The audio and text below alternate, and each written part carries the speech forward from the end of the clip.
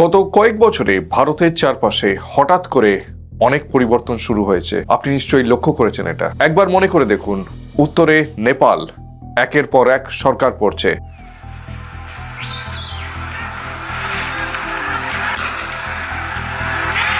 পূর্বে বাংলাদেশে 15 বছরের শক্তিশালী সরকার কয়েক সপ্তাহের মধ্যে উধাও।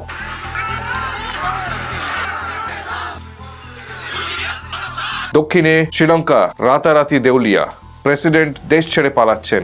আর পশ্চিমে পাকিস্তান, অর্থনীতি ধুঁকছে, প্রধানমন্ত্রী জেলে, আর মিয়ানমারে গৃহযুদ্ধ। মানে ভারতকে ঘিরে থাকা প্রায় প্রতিটা প্রতিবেশী দেশ একইভাবে কয়েক বছরের মধ্যে বড় বড় ধাক্কা খেয়েছে। এবার একটু দূরে তাকান, ইউরোপে এখন ইমিগ্রেশন ক্রাইসিস চলছে। আর এই ইমিগ্রেশন নিয়ে ওখানে পুরো টালমাটাল অবস্থা। একের পর এক সরকার এই একটা ইস্যুতে পড়ে যাচ্ছে। খবরে আমরা এগুলো আলাদা আলাদা দেখি, আলাদা দেশ, আলাদা মহাদেশ, আলাদা কারণ, কিন্তু একসাথে সাজিয়ে রাখলে ব্যাপারটা অন্যভাবে ভাবতে বাধ্য করে। একটা ঘটনা হলে বলতাম কাকতালীয়, দুটো হলেও হয়তো, কিন্তু এতগুলো একসাথে একই সময়ে অদ্ভুত না? আরেকটা তথ্য ব্যাপারটাকে আরো অদ্ভুত করে তোলে। বাংলাদেশে শেখ হাসিনা আর পাকিস্তানের ইমরান খান দুজন একদম আলাদা ধরনের নেতা, কিন্তু ক্ষমতা হারানোর পর দুজনেরই কিন্তু একই অভিযোগ, আমাকে সরানোর পিছনে বিদেশি হাত ছিল। আর এটা শুধু অভিযোগ নয়, কিছু সরকারি নথিতে দেখা যাচ্ছে যে এই সংকটগুলো ঠিক আগে বাইরে থেকে, মানে বিদেশ থেকে বিপুল টাকা ঢুকছিল এই দেশগুলোতে, এমন সব খাতে যা শুনলে আপনি অবাক হবেন। তাহলে এগুলো কি সত্যি আলাদা আলাদা দুর্ঘটনা, নাকি একই হাতে সাজানো একটা বড় খেলা, বড় চক্রান্ত, যার প্রতিটা চাল আলাদা দেখায় কিন্তু লক্ষ্য এক? অনেকে এই খেলাটার একটাই নাম দেন, ডিপ স্টেট। কেউ বলেন এটা নাকি নিছক একটা মিথ, কেউ বলেন এটা পৃথিবীর সবচেয়ে শক্তিশালী কিন্তু অদৃশ্য একটা পাওয়ার নেটওয়ার্ক। মানে এটাই আজকের দুনিয়ার আসল ক্ষমতা। সত্যিটা কি? কিভাবে কাজ করে এই বিশাল নেটওয়ার্ক, যা নাকি নিয়ন্ত্রণ করে পুরো রাষ্ট্র, অর্থনীতি, এমনকি আমার আপনার চিন্তা ভাবনাও। শুরুটা করি একটা তারিখ দিয়ে, 5 আগস্ট 2024। শেখ হাসিনা হেলিকপ্টার করে দেশ ছাড়লেন। 15 বছরের সরকার কয়েক সপ্তাহে একদম শেষ। গোটা দুনিয়া দেখলো একটা স্টুডেন্ট মুভমেন্ট একটা শক্তিশালী সরকারকে ফেলে দিল। এই পর্যন্ত গল্পটা আমরা সবাই জানি, তাই না? কিন্তু আসল ব্যাপারটা এখানে নয়। আসল ব্যাপারটা লুকিয়ে আছে সরকার পড়ার আগের কয়েকটি মুহূর্তে। একটা রিপোর্ট বলছে 2024 সালে, মানে ঠিক যে বছর হাসিনা পড়লেন, বাংলাদেশে আমেরিকার এক সংস্থার ইউসেডের অর্থ সাহায্য পৌঁছয় ইতিহাসের সর্বোচ্চ প্রায় $57 কোটি। বাংলাদেশি টাকার হিসেবে সে অঙ্কটা প্রায় দাঁড়ায় 70,000 কোটি টাকায় এক বছরে। আর সরকার পড়ার পরের বছর সেই টাকা হঠাৎ কমে গেল অনেকটা। মানে যে বছর সংকট চরমে, ঠিক সেই বছরই টাকার স্রোত সবচেয়ে বেশি। তারপর কাজ শেষ, স্রোতও শুকিয়ে গেল। ভাবুন তো, এটা কি নিছক কাকতালীয়? আর এই টাকা খরচ হচ্ছিল কোথায়? এখানেই ব্যাপারটা কিন্তু একদম অদ্ভুত হয়ে যায়। নথিতে দেখা যাচ্ছে এর একটা বড় অংশ যাচ্ছিল এমন সব প্রোগ্রামে যার নাম হচ্ছে সোশ্যাল মুভমেন্ট, তরুণদের সংগঠিত করা। এমনকি একটা গ্রান্ট ছিল যেখানে বাংলাদেশি তরুণদের আমেরিকান হিপ হপ শেখানোর জন্য এই টাকা খরচ করা হতো, যাতে তারা প্রোটেস্ট সং বানাতে পারত, আন্দোলনের গান, বিদেশি টাকায়। এটা কোনো বানানো গল্প নয়। এই গ্রান্টের হিসেব আমেরিকার সরকারি ওয়েবসাইটেই আছে, দেখে নিতে পারেন। এখন এটুকু দিয়ে কিন্তু কিছু প্রমাণ হয় না, তাই না? মানুষের ক্ষোভ সত্যিকারের ছিল। চাকরি নেই, দুর্নীতি, একটা বন্ধ হয়ে আসা রাজনৈতিক ব্যবস্থা, সেই যন্ত্রণা কিন্তু আসল। কিন্তু প্রশ্নটা অন্যখানে, একটা আসল ক্ষোভ আর তার ঠিক পাশে বাইরে থেকে ঢালা বিপুল টাকা। এই দুটো কি সম্পূর্ণ আলাদা ঘটনা, নাকি একটা আরেকটাকে ঠিক সময় জ্বালানি জুগিয়েছিল? হাসিনা নিজে কিন্তু দ্বিতীয়টাই বলেছেন। ক্ষমতা হারানোর পর তার অভিযোগ ছিল যে একটা বিদেশি শক্তি তাকে সরিয়েছে। এমনকি তিনি দাবি করেন যে বে অফ বেঙ্গলে, মানে বঙ্গোপসাগরে একটা দ্বীপ বিদেশি সামরিক ঘাঁটি বানাতে চেয়েছিল, কিন্তু সেটা না দেওয়াতেই তাকে সরানো হয়েছে। এই দাবিগুলি নিয়ে তর্ক আছে, প্রমাণ নিয়ে সন্দেহ আছে, কিন্তু একটা জিনিস অস্বীকার করা যায় না, টাকার হিসেবটা কিন্তু সত্যি, সময়টাও সত্যি, আর এটা ডকুমেন্টেড। আর এখানেই সেই শব্দটা প্রথমবার মাথাচাড়া দেয়। কারণ এই যে ছবিটা দেখছেন, একটা বিদেশি সংস্থা বছরের পর বছর টাকা ঢালছে, এনজিও, আর মিডিয়া থ্রু দিয়ে, মানে বিভিন্ন স্তরে এই টাকাটা আসে, আর তারপর একটা নির্বাচিত সরকার পড়ে যাচ্ছে। এটাকেই অনেকে বলেন ডিপ স্টেট। এবং এটা ডিপ স্টেটের একটা কাজের ধরন। কোনো সেনার দরকার হয় না, যুদ্ধ দরকার হয় না, শুধু টাকা, প্রভাব, ঠিক সময়ে পিছন থেকে একটু আঘাত, এইভাবেই কাজ করে ডিপ স্টেট। আপনি কি আগে এই টাকার হিসেবটা জানতেন? অবশ্যই কমেন্টে জানান, আমিও জানতে চাই। কিন্তু ব্যাপারটা হলো, একটাই দেশ দেখে এই পুরো প্যাটার্নটা প্রমাণ হয় না। হাসিনার অভিযোগটা যদি সত্যি হয়, তাহলে একই ছক আরো কোথাও দেখা যাওয়ার কথা, তাই না? আর ঠিক কয়েকশো কিলোমিটার দূরে আরেকটা দেশ পুরো অন্যভাবে ভেঙে পড়েছিল। সেখানে গল্পটা টাকার নয়, একটু উল্টো, ঋণের। শ্রীলঙ্কা। বাংলাদেশে খেলাটা ছিল টাকার, শ্রীলঙ্কায় সেটা ছিল ঋণের। পার্থক্যটা খুব ছোট মনে হতে পারে, কিন্তু ফলটা একই রকমের। একটা দেশের নিয়ন্ত্রণ ধীরে ধীরে চলে গেল বাইরের দেশের হাতে, বিদেশি শক্তির হাতে। 2022 সাল, গোটা দুনিয়া একটা দৃশ্য দেখলো। পেট্রোল পাম্পে কিলোমিটারের পর কিলোমিটার লাইন, হাসপাতালে ওষুধ নেই, দিনের পর দিন লোডশেডিং, আর একদিন হাজার হাজার মানুষ সোজা ঢুকে পড়ল প্রেসিডেন্টের প্রাসাদে। প্রেসিডেন্ট রাজপক্ষ দেশ ছেড়ে পালালেন। কেন এমন হলো? অর্থনীতিবিদরা তার ব্যাখ্যা দেন জমে থাকা বিদেশি ঋণ, কর কামানোর ভুল সিদ্ধান্ত, কোভিডে পর্যটনের ধস। এই পর্যন্ত হিসেব মিলে যায়, কিন্তু আসল কথাটা এখানে নয়। আসল কথাটা একটা বন্দরে, তার নাম হচ্ছে হাম্বানটোটা। এই বন্দরটা তৈরি হয়েছিল চীনের দেওয়া বিরাট ঋণে, কিন্তু ব্যবসা তেমন হলো না। শ্রীলঙ্কা ঋণ শোধ করতে পারলো না। টাকা শোধ করতে না পেরে শ্রীলঙ্কা সেই বন্দরটা 99 বছরের জন্য চীনকে লিজে দিয়ে দিল। ভাবুন তো, 99 বছর, প্রায় একটা গোটা শতাব্দী। একটা দেশ তার নিজের একটা কৌশলগত বন্দর তার নিয়ন্ত্রণ দিয়ে দিল ঋণের চাপে, তুলে দিল আরেকটা দেশের হাতে। শুধু ঋণ আর সেই ঋণের চাপ, এটাকেই বলে ঋণের ফাঁদ। প্রথমে বিরাট একটা ধার দাও বড় বড় প্রকল্পের নামে, তারপর দেশটা যখন শোধ করতে পারবে না, তখন টাকার বদলে চেয়ে নাও অন্য কিছু। ধরুন একটা বন্দর, একটা খনি, একটা কৌশলগত জমি, অনেক কিছুই করা যায়। এখানে একটা প্রশ্ন আসে যে শ্রীলঙ্কা কেন এত গুরুত্বপূর্ণ? একবার ভালো করে ম্যাপটা দেখুন। ভারত মহাসাগরের ঠিক মাঝখানে, পৃথিবীর সবচেয়ে ব্যস্ত জাহাজ চলাচলের পথের একদম গায়ে। যে এই দ্বীপটা নিয়ন্ত্রণ করবে, সে অনেকটা সমুদ্রপথের ওপরও নজর রাখতে পারবে। লক্ষ্য করুন প্যাটার্নটা। বাংলাদেশে ঢোকানো হলো টাকা, শ্রীলঙ্কায় কিন্তু ঢোকানো হলো ঋণ।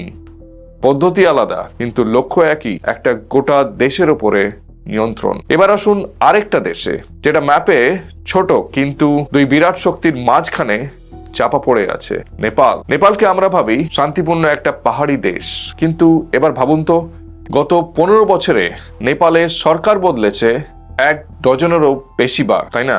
প্রায় প্রতি বছর। আর বদলের ধরনটা বেশ অদ্ভুত। একটা সরকার আসে ভারতের দিকে ঝুঁকে, কিছুদিন পর পড়ে যায়। পরের সরকার আসে চীনের দিকে ঝুঁকে, তারপর আবার উল্টো। এইভাবে চলতে থাকে। একটা দেশের রাজনীতি এত নিখুঁতভাবে দুই প্রতিবেশীর টানাপোড়েনে একদম ব্যালেন্স করে দুলছে। এটা কি শুধু ভিতরের ব্যাপার, নাকি প্রতিটা সরকার বদলের পিছনে বাইরের একটা হাত কাজ করছে? নেপালের আসল সমস্যা তার অবস্থানেই। একদিকে ভারত, অন্যদিকে চীন। এই অবস্থানটাই তাকে গুরুত্বপূর্ণ করে তোলে, আবার এই অবস্থানটাই তাকে অন্যের খেলার মাঠও বানিয়ে দেয়। এনিওয়ে, আমরা 3টে দেশ দেখলাম, বাংলাদেশ, শ্রীলঙ্কা আর নেপাল। কারণ আলাদা, পদ্ধতি আলাদা, কিন্তু একটা জিনিস প্রতিবারই ফিরে আসছে। সংকট ভিতরে, কিন্তু তার সুযোগ নিচ্ছে বাইরের কিছু চেনা শক্তি। আর এই শক্তিগুলোর হয়ে কাজ করে অদৃশ্য কিছু পদ্ধতি, টাকা, ঋণ, প্রভাব। অনেকে সেটাকেই বলেন এটা হচ্ছে ডিপ স্টেটের হাতিয়ার। এবার একটা প্রশ্ন করুন, যেটা এতক্ষণ হয়তো আপনার মাথায় আসছে। বাংলাদেশ, শ্রীলঙ্কা, নেপাল, এরা তো ছোট দেশ, কিন্তু এদের ঘিরে এত টানাটানি কেন? এদের মধ্যে তো তেমন কিছু নেই। আসলে খেলাটা এই ছোট দেশগুলো নিয়ে নয়, খেলাটা এদের মাঝখানে যে বসে আছে তাকে নিয়ে, ভারতবর্ষ। একবার ম্যাপটা উল্টো করে দেখুন। এই দেশগুলো, বাংলাদেশ, শ্রীলঙ্কা, পাকিস্তান, নেপাল, মিয়ানমার, সবাই মিলে ভারতকে চারদিক থেকে ঘিরে আছে। এদের প্রত্যেকটা ভারতের সীমান্ত বা ভারতের সমুদ্রপথের গায়ে। এবার ভাবুন, এই ঘেরের প্রতিটা দেশ যদি একে একে করে অস্থির হয়ে যায় বা ভারতের বিরুদ্ধে চলে যায়, তাহলে সবচেয়ে বেশি চাপে কে পড়বে? অবশ্যই ভারত। মাঝখানের দেশটা, এটা একটা স্ট্র্যাটেজিক খেলা ভারতকে চাপে রাখার জন্য। চারদিক থেকে পুরো ঘিরে ধরা।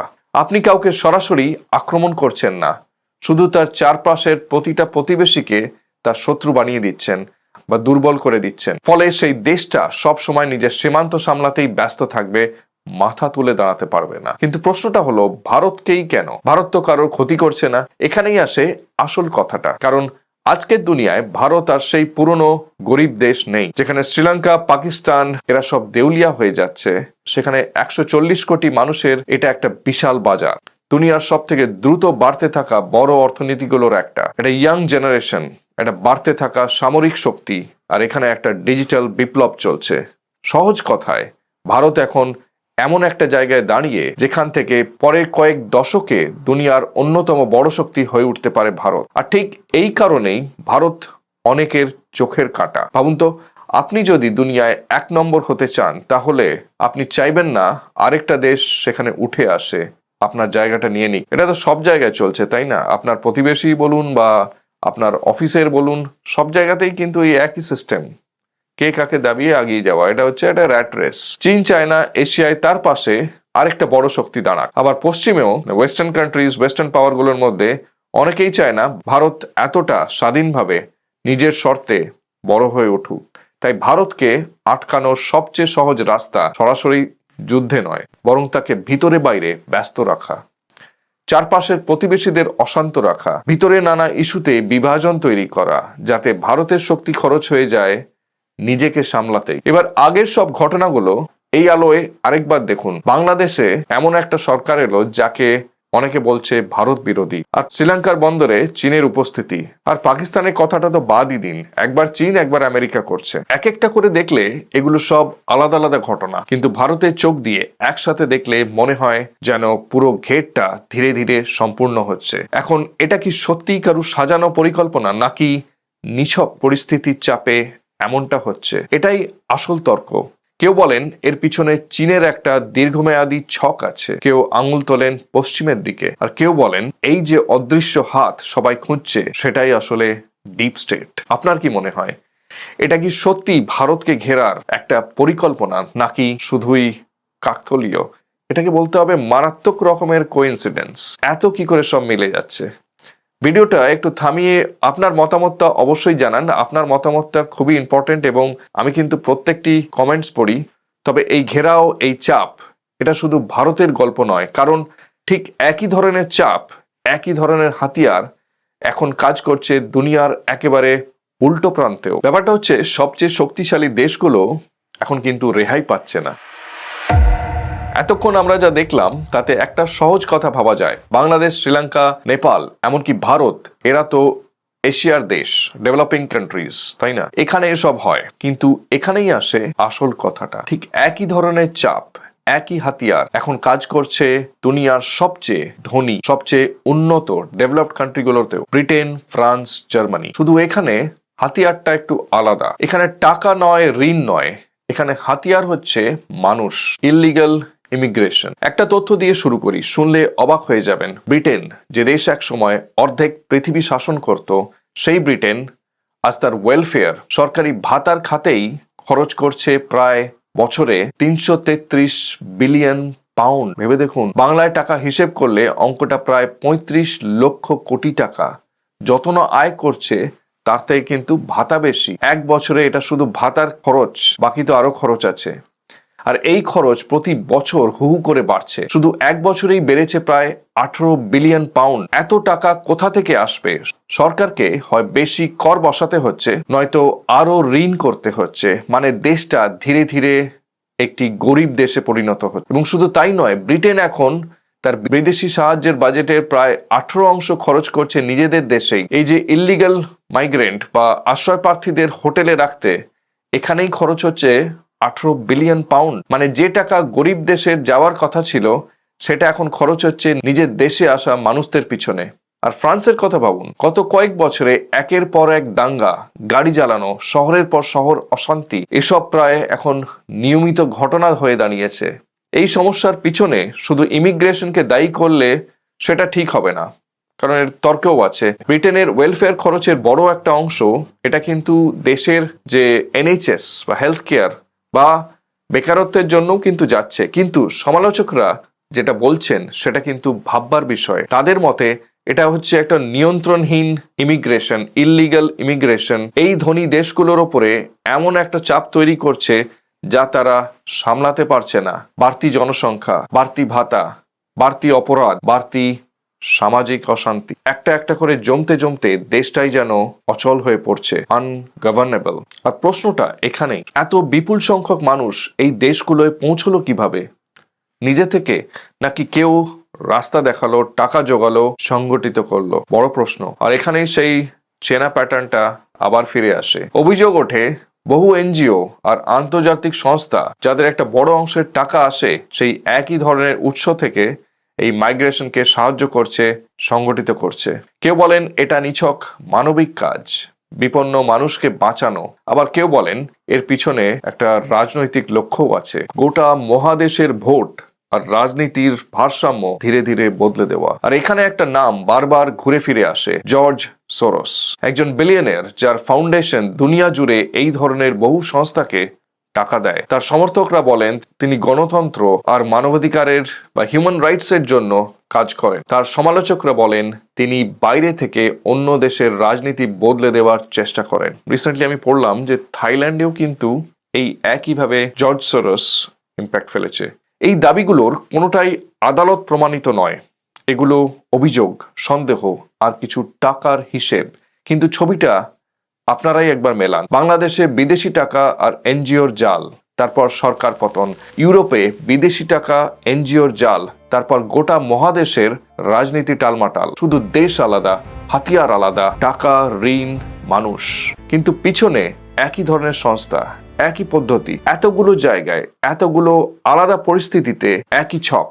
এটাকেই অনেকে বলেন ডিপ স্টেটের আসল চেহারা। কোনো একটা দেশ নয়, কোনো একটা সরকার নয় এর পিছনে, বরং টাকা আর প্রভাবের একটা আন্তর্জাতিক জাল যা সীমানা মানে না। আপনি কি এই মিলগুলো লক্ষ্য করছেন, নাকি এটা শুধুই কাকতলীয়? ভিডিওটা থামিয়ে অবশ্যই কমেন্ট করুন। তবে একটা বড় প্রশ্ন এখনো বাকি, এই সংস্থাগুলো, এই জর্জ সোরসরা, এরা তো নিজেরা কোনো দেশ নয়, কোনো সরকার নয়, তাহলে এদের এত ক্ষমতা আসে কোথা থেকে? আর সবচেয়ে বড় কথা, এরা কিন্তু একটাও গুলি না চালিয়ে একটা গোটা দেশকে বশ করে ফেলে কিভাবে? সেটা বুঝতে হলে চিনতে হবে আজকের দুনিয়ার আসল অস্ত্রগুলো।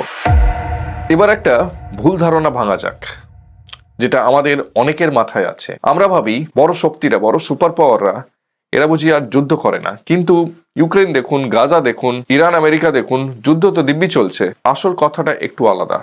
বড় শক্তিরা একে অপরের সাথে সরাসরি যুদ্ধ যেতে চায় না, কারণ আমেরিকা আর চীন সরাসরি যদি লড়াইয়ে জড়ায় তাহলে সেখানে কিন্তু একটা পারমাণবিক বিপর্যয় হয়ে যেতে পারে। ঝুঁকিটা অসম্ভব বড়, হাই রিস্ক। তাই তারা যুদ্ধটা করে অন্যভাবে।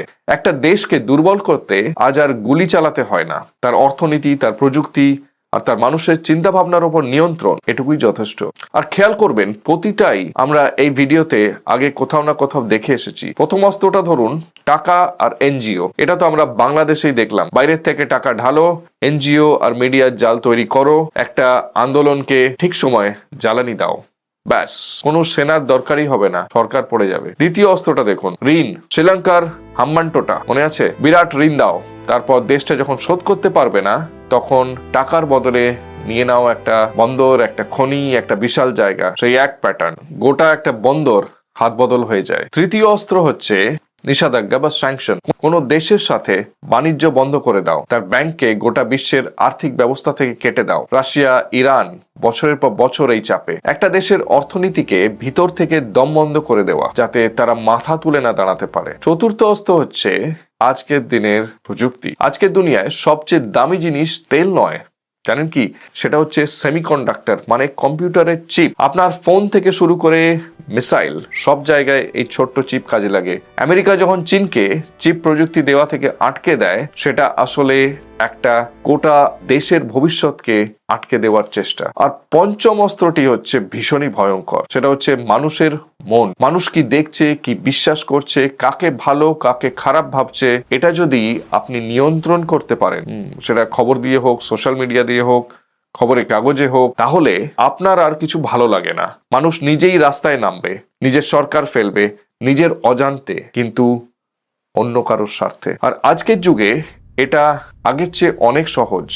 একটা হ্যাশট্যাগ, কয়েকটা ভাইরাল ভিডিও, কয়েকশো সাজানো সোশ্যাল মিডিয়া অ্যাকাউন্ট একটা সত্যিকারের ছোট ক্ষোভকে কয়েক গুণ বড় করে দেখাতে পারে। মনে আছে বাংলাদেশের সেই প্রোটেস্ট সঙ্গের কথা, বিদেশি টাকায় আন্দোলনের গান। এটা ঠিক এই পঞ্চম অস্ত্র, মানুষের আবেগ নিয়ন্ত্রণ করা, কন্ট্রোল করা। এবার পুরো তালিকাটা একসাথে দেখুন। টাকা, ঋণ, নিষেধাজ্ঞা, প্রযুক্তি আর যেটা লাস্টে বললাম মানুষের মন, এর একটাতেও যুদ্ধের ঘোষণার দরকার হয় না। কোনো সৈন্যই নেই, কোনো মিলিটারি নেই, অথচ প্রতিটা দিয়ে একটা গোটা দেশকে নিঃশব্দে কিন্তু বসে আনা যায়। আর এখানেই এই অস্ত্রগুলো আরো ভয়ানক। আপনি হয়তো ভাবছেন এসব তো শুনলাম, কিন্তু প্রমাণ কোথায়? একদম ঠিক প্রশ্ন, একদম 100% কারেক্ট। আমারও মনে এটাই এসেছিল। আর এইটাই এই অস্ত্রের আসল খেলা। এগুলো কোনো আঙুলের ছাপ রাখে না, ফিঙ্গারপ্রিন্টই রাখে না। এই ডিপ স্টেটের কাজটা এমন ভাবে করা হয় যে রেজাল্ট তো গ্যারান্টিড, এবং রেজাল্টের পরে কাউকেই দায়ী করা যেতে পারবে না, কাউকে খুঁজেই পাবেন না। আর এই অস্ত্রগুলো কোনো একটা সরকার একা চালায় না। ঋণ দেয় ব্যাংক, প্রযুক্তি থাকে বড় কোম্পানির হাতে, যে ইনফরমেশন ছড়ানো হয় সেটা হচ্ছে মিডিয়ার থ্রু দিয়ে অথবা টেক প্ল্যাটফর্মের থ্রু দিয়ে। টাকা দেয় নানা ফাউন্ডেশন। মানে ক্ষমতাটা আর শুধু সরকারের হাতে নেই, সেটা এমন ভাবে ছড়িয়ে আছে, এমন ভাবে মিলেমিশে আছে যাদের বেশিরভাগকেই আমরা চিনি না, ভোটও দিই না। আর এই যে ছড়িয়ে থাকা অদৃশ্য এই ক্ষমতার জাল, অনেকে বলেন এটাই হচ্ছে ডিপ স্টেট। কিন্তু এই শব্দটা নিয়ে সবচেয়ে বড় গোলমাল, কারণ একই শব্দ শুনে দুজন মানুষ দুটো আলাদা আলাদা জিনিস বোঝে। ডিপ স্টেট এই শব্দটা আপনি হয়তো ভাবছেন কোনো ইউটিউবার বা কনস্পিরেসি থিওরিস্টদের বানানো, কিন্তু গত মাসে আপনি ভাবলে অবাক হয়ে যাবেন যে এই শব্দটা কার্যত সমর্থন করেন খোদ আমেরিকার ভাইস প্রেসিডেন্ট জেডি ভান্স। তিনি বলেন রিচার্ড নিক্সনের সেই বিখ্যাত ওয়াটারগেট কেলেঙ্কারি, যেটা একজন প্রেসিডেন্টকে গদি ছাড়তে হয়েছিল, সেটা নাকি নিক্সনের কোনো দোষ ছিল না। ভান্সের ইঙ্গিত নিক্সনকে ফেলেছিল রাষ্ট্রের ভিতরের কিছু স্থায়ী অদৃশ্য ক্ষমতা। ভাবুন তো, দুনিয়ার সবচেয়ে শক্তিশালী দেশের মানুষ নিজেই বলছেন তাদের নিজেদের দেশেও প্রেসিডেন্টের চেয়েও শক্তিশালী এবং ভয়ঙ্কর একটা ক্ষমতা লুকিয়ে আছে, ডিপ স্টেট। তাহলে ব্যাপারটা আর নিছক গল্প থাকে না, তাই না? কিন্তু এখানেই আসল মজা। এই একই শব্দ ডিপ স্টেট এক একজনের মুখে এক এক জিনিস হয়ে যায়। কে বলছে তার উপর পুরো মানেটা কিন্তু বদলে যায়। একজন এক্সপার্টকে যদি জিজ্ঞেস করেন, তিনি বলবেন এতে ভয়ের কিছু নেই। ডিপ স্টেট মানে শুধু রাষ্ট্রের স্থায়ী কাঠামো, মানে আমলা, সেনা, সিক্রেট এজেন্সি, এদেরকে বলা হয়। সরকার 5 বছরে বদলায়, কিন্তু এরা থেকে যায়। ভান্স মোটামুটি এই অর্থেই বলেছেন।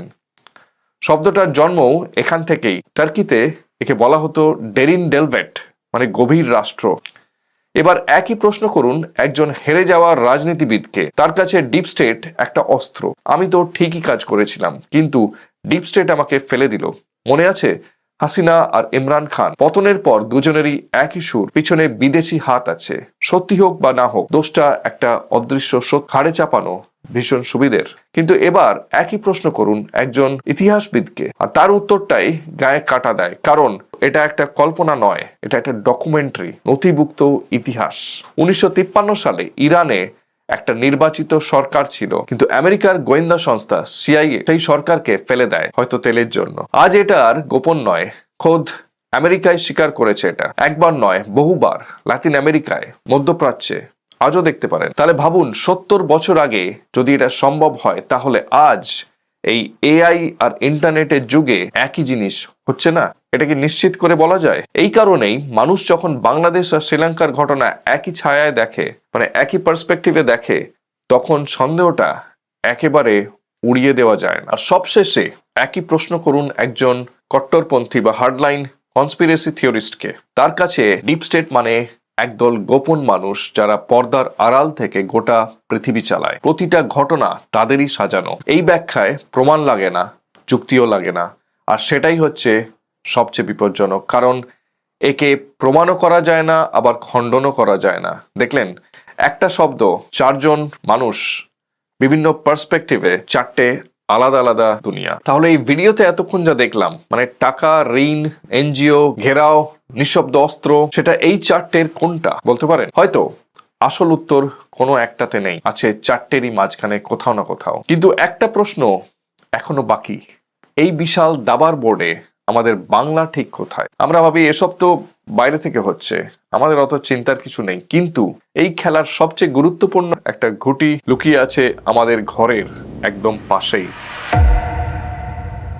ভারতের ম্যাপে পশ্চিমবঙ্গের উত্তরে শিলিগুড়ির কাছে একবার চোখ রাখুন। এটা রিসেন্টলি হেডলাইনে এসেছে, কিন্তু দেখবেন একটা সরু জমির ফালি গোটা উত্তর পূর্ব ভারতকে দেশের বাকি অংশের সাথে জুড়ে রেখেছে।